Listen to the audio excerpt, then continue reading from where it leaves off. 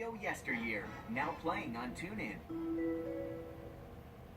It's not just music, it's Music Pulse. With Music Pulse on TuneIn, you'll hear nothing but great songs like this. And favorites like this. Get your pulse grooving with Music Pulse on TuneIn. The boys of summer are back. MLB spring training is here, and you can catch every game from Florida and Arizona live on TuneIn Premium. Rivalry games, split squad games. TuneIn Premium has it all. Swing it all, drive, right field, way back. When the pitch count begins for real, catch every game of the 2017 MLB season from opening day to the World Series live on TuneIn. Major League Baseball is on TuneIn Premium. Listen all season long. March is upon us, which means South by Southwest is just around the corner. South by celebrates the convergence of the interactive, film, and music industries, turning Austin, Texas into the premier destination for discovery. To help you discover what's next, we're counting down to South by with our brand new station, TuneIn Studios at South by Southwest. Hear music by every artist playing the conference and see a schedule of how TuneIn will bring South by to you live March 15th through 17th. Hear music by every artist playing the conference and see a schedule of how TuneIn will bring South by to you live.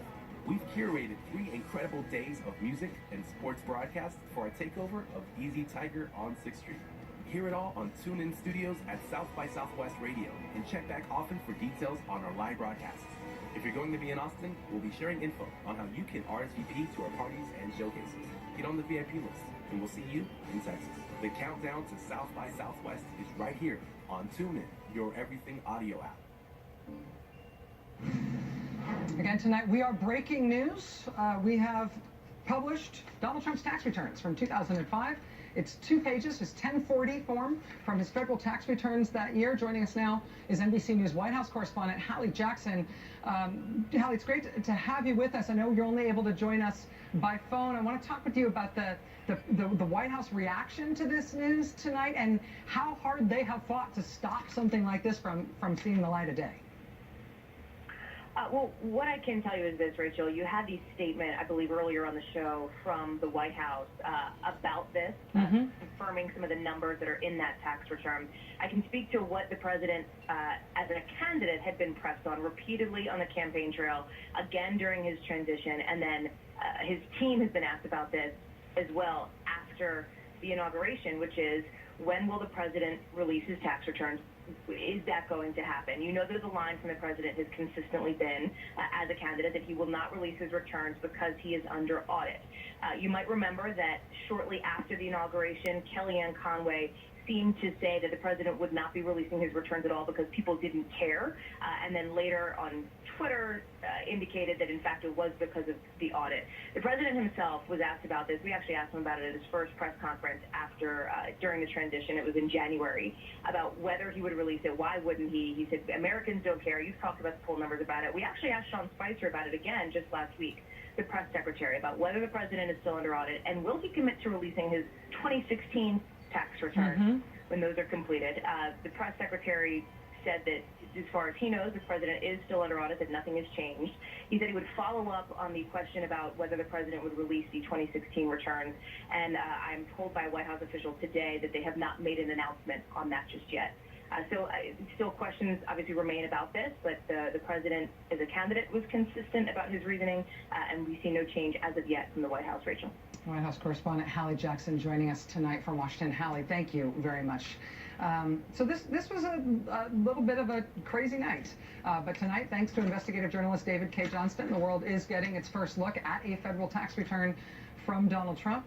Again, this is his 2-page Form 1040 from the year 2005. Incidentally, just as a matter of trivia, this is the year that he got married to his current wife, to Melania Naus at the time.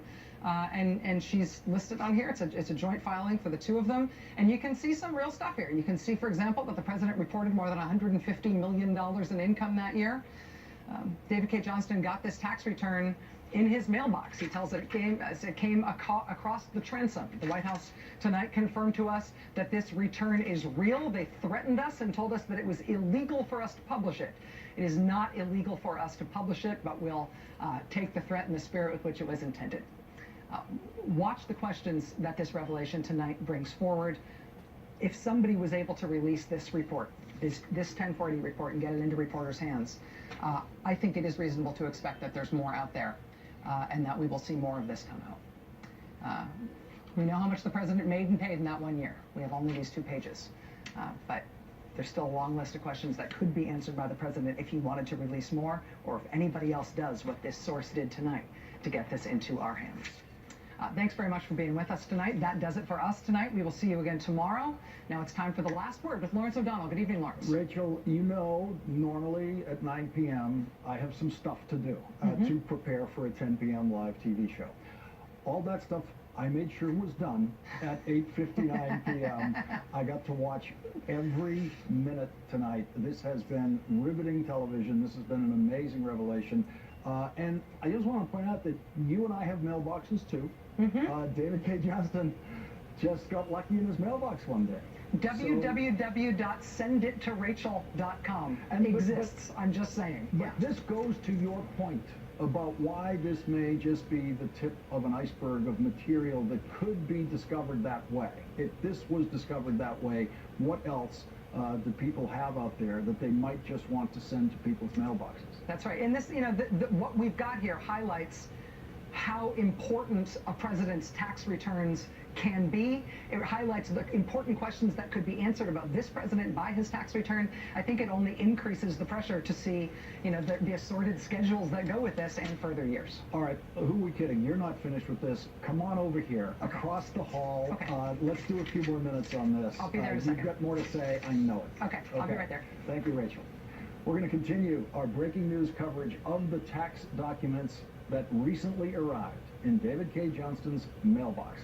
That's how we know this. That's how David K. Johnston got it. This information reveals the president's basic tax information, the summary information of his 2005 return.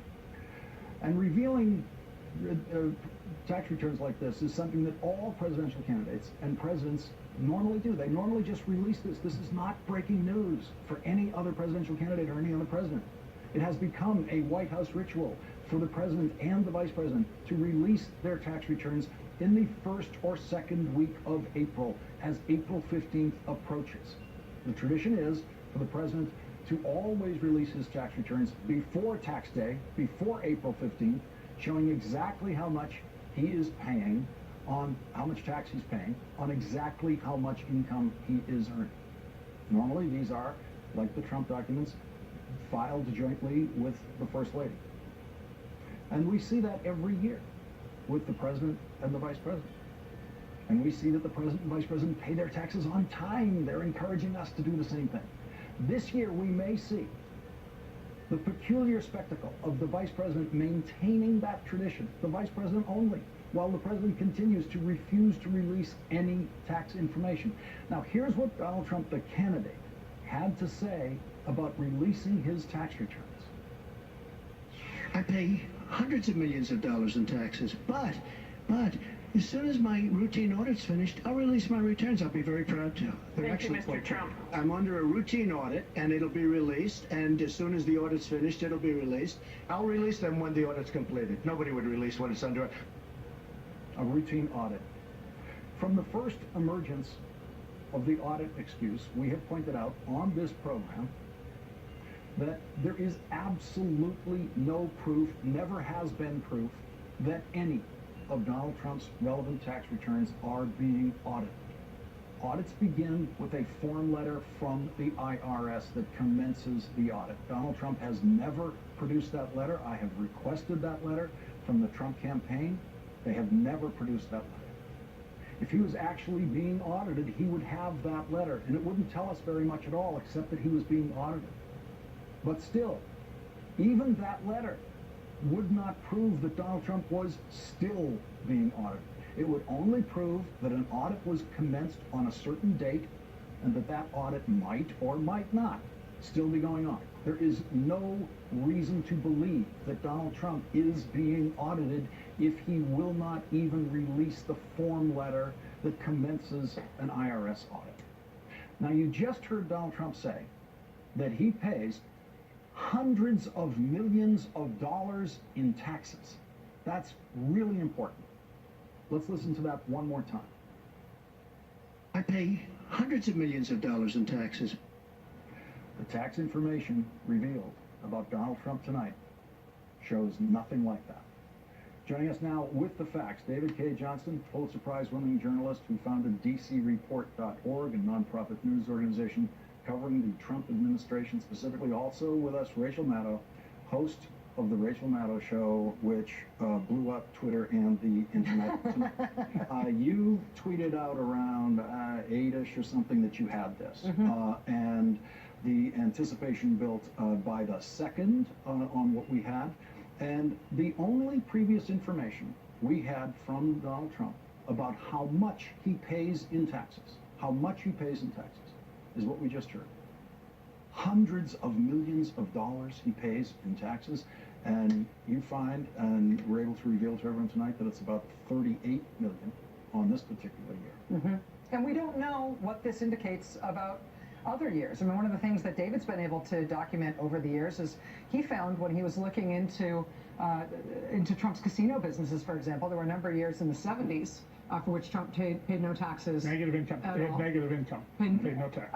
And so 1 year into the next year, you know, you have to watch things like big losses that he takes over a number of years. This year, in this filing that we've just been able to publish tonight, this first federal tax return of Donald Trump's that's ever been made public, you see him carrying over $100 million of a previous year's loss. That explains a lot about how he's been able to minimize his tax burden over the years. But honestly, this raises more questions than it answers. David, the New York Times obtained 1995 tax information in a very similar way, an envelope that just showed up. This is our only 21st century information. On that $100 million loss that's on here, there's nothing we see in these pages that identifies what that $103 million loss is. No, I mean, the first reasonable thing to assume is that of the $918 million tax shelter Donald bought, where he took what should have been $900 million of income and magically converted it into a tax loss under a deal Republicans shut down the minute they heard about it, but let him keep his deal, and him and others. If this is the residue of it, then that means he was able to write off an average of $81.5 million a year for the previous 10 years. So $850 million gone. Now, the White House statement tonight suggests that there's also additional new tax losses in there. So perhaps his income was higher than $81.5 million a year on average in the previous decade. And by the way, it isn't $38 million. The White House says $38 million. That includes his self-employment payroll tax, most of which is Medicare. His income tax is $36.5 million. A lot of money, but let's stick to the right number. Let's go to the White House statement here. This is the White House response that they put out just before your broadcast, Rachel, saying, before being elected president, Mr. Trump was one of the most successful businessmen in the world with a responsibility to his company, his family, and his employees to pay no more tax than legally required. That being said, Mr. Trump paid $38 million, even after taking into account large-scale depreciation for construction on an income of more than $150 million, as well as paying tens of millions of dollars in other taxes, such as sales and excise taxes and employment. Now, you know, I couldn't keep a straight face on that part. He pays taxes every time he buys milk duds. Yeah, so he pays the gasoline sales tax too, just like, okay. So no one mentions that. He doesn't have to pay jet fuel tax. No one ever mentions that. Are providing him with a jet now. All right, so his statement cracks up. So after he gets through that about paying sales, excise taxes, and employment taxes, and this illegally published return proves just that. Despite this substantial income figure and tax paid, it is totally illegal to steal and publish tax returns. The dishonest media can continue to make this part of their agenda, while the president will focus on his, which includes tax reform that will benefit all Americans. Now, one of the things that Donald Trump knows and has been hiding behind is he knows that it is illegal, it is a crime for the IRS to reveal anything about his tax information, including a crime for them to reveal that he's even being audited. So he's been able to say, I'm being audited and I pay hundreds of millions of dollars in taxes, knowing that the people who have those returns at the IRS can never say anything publicly. The other people who are bound are accountants who have worked for Trump. There is a privilege there that they cannot violate. But, David, you got this in your mailbox. Right. I didn't hear you say you stole it. Donald Trump is saying you stole this. There's nothing illegal about this, and I frankly am disappointed that John Spicer, in the statement that I'm sure he wrote or Donald personally approved, was so dishonest in their own statement. There is nothing illegal about publishing stuff. Journalists can receive any information that they didn't solicit. If I go to somebody and say, hey, give me the tax return you've got as an accounting firm, and then I publish it, that's a different story. I didn't do that. I got this over the transom at my home. And the suggestion that it's illegal to publish, nonsense. And no judge anywhere would say that. But remember, to Donald Trump, he lives in a world where if a judge disagrees with him, bad judge. If a Congress doesn't do what he wants, bad Congress people.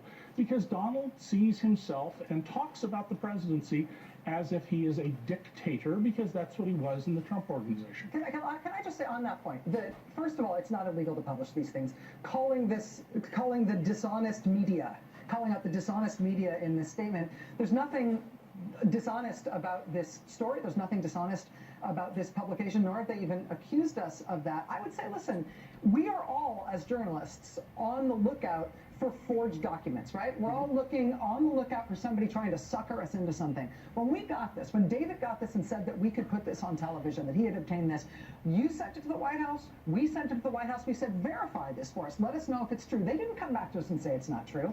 They verified the terms of it. They verified the income, they verified the tax paid. They're essentially verifying the document, but then calling us dishonest at the same time. Had this been a fake document, nobody would have published it. We went to them for verification, they gave it to us, they published it, and then insulted us as dishonest for doing so.